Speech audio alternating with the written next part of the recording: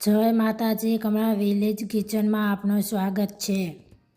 તો આજે આપણે બનાવીશું સૂજીનો ખીરો, જે થોડા ઘીમાં સરળ અને સ્વાદિષ્ટ રીતે બને છે। તો પહેલાં બધી તૈયારી કરી લઈએ।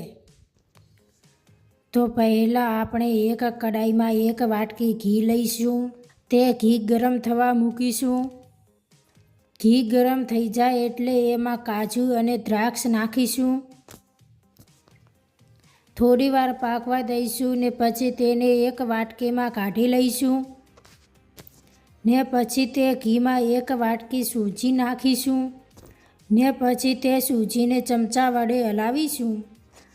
જ્યાં સુધી સૂજીમાંથી ઘી છૂટું ન થાય ત્યાં સુધી હલાવતા રહીશું ને ઘી છૂટું થઈ જાય પછી એમાં પાણી ઉમેરીને જ્યાં સુધી આવી રીતે બની ન જાય ત્યાં સુધી હલાવતા રહીશું ને પછી તેમાં સ્વાદ અનુસાર ખાંડ ઉમેરીશું ને તેને ચમચા વડે સારી રીતે મિક્સ કરી લઈશું ને તેને હલાવતા રહીશું।